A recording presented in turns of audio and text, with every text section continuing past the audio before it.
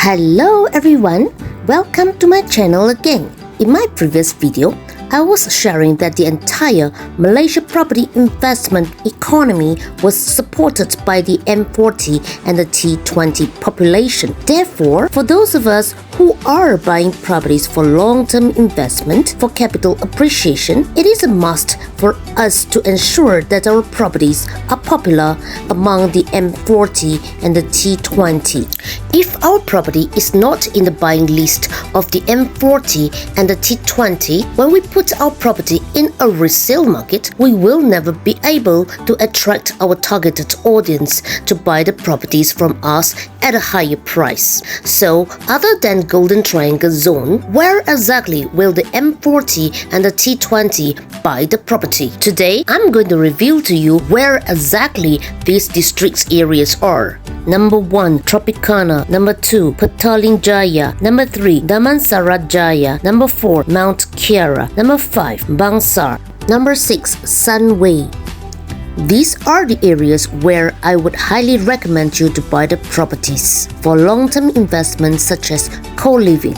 Golden Triangle is in Tier 1, where all the business activities are.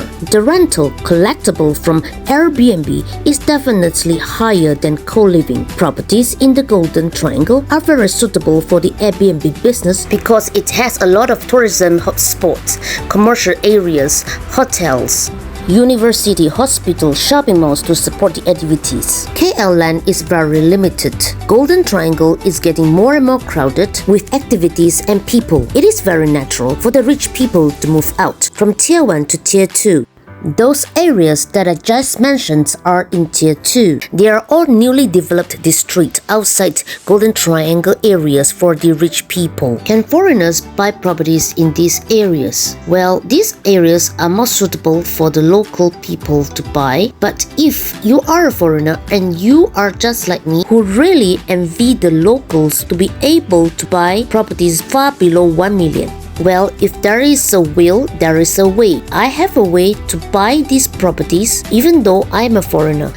If you are a Singaporean but you would like to buy Malaysia property that is far below 1 million ringgit, you might want to consider going into joint venture with me. So long as you are qualified to be a loan bearer, meaning you can loan money from the bank and you have some cash on hand, we are able to collaborate and see how we can buy multiple properties together. Would you be interested to buy a property located in Tier 2 where all the M40 and T20 are staying and it's near to the MRT with just 4 minutes walk away? Even though it's raining, we also have a covered walkway to shelter the tenants from the MRT all the way back to the condo. Just 3 MRT stations away is Bangka South. Bangka South is an office area. Just 4 MRT stations away is our KL Eco City, which is also an office area. When we are just 3 to 4 stations away from the office area, this means that we have ready tenants.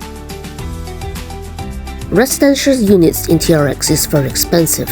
Take for example Core Residence. It is selling at 2,300 per square feet. So you can guess how much the rental will cost. Who can afford to stay in core residences in TRX? These are the people who are holding positions such as directors of the big companies.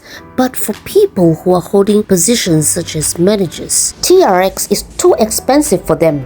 They are not able to stay in TRX, so they will move out to areas that are surrounding TRX, maybe the Bukit Bintang area, or maybe they can even move out to the outer layer zone, which is in Tier 2. For people who are holding positions such as engineers, managers, and office staffs, they will not be able to stay in TRX. So, for the local people who want convenience to go to work in the city, but they do not want to pay higher rent, they will choose to stay in places that is in Tier 2 but is near the MRT. There is no way this property cannot be rented out because of the availability of the tenants that are already existing in the market.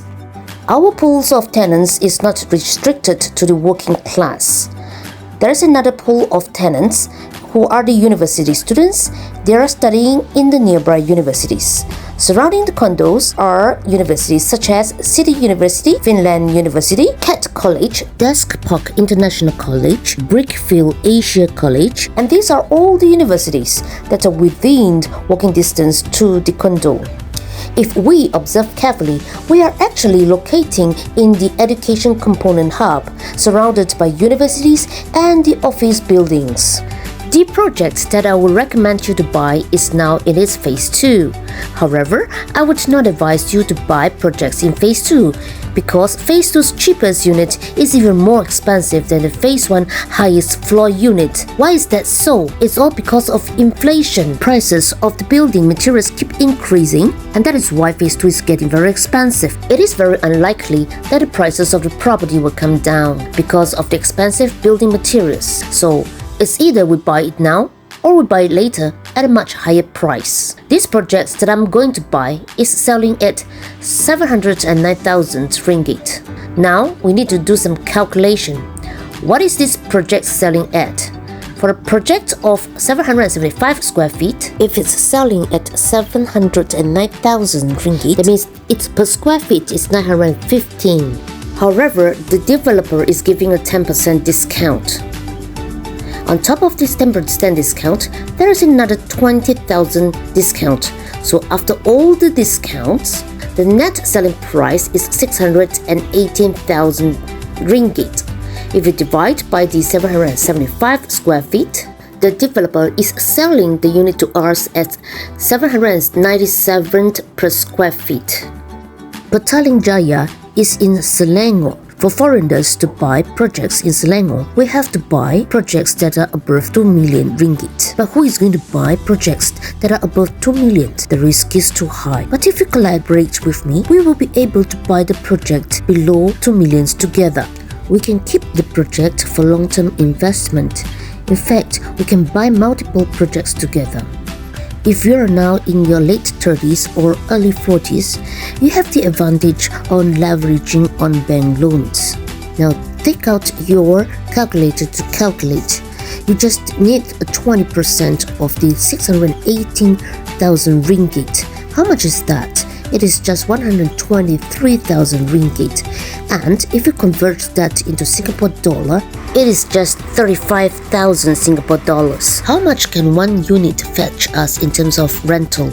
Now, I'm going to assume that we are going to rent out the entire unit with one single tenant at 3,000 ringgit, which is very reasonable. In 12 months' time, we will collect 36,000 ringgit in terms of rental income. If we divide this 36,000 by 123,000, which is our capital, times 100%, we'll get 29%, which means our ROI per annum is roughly 29%. Well, this is just a rough estimation based on my calculation because I did not include property tax, the maintenance fees, and the bank interest. However, if we take 29% as a rough gauge, if we put our money inside the bank, we can earn up to about 3% for the fixed deposit.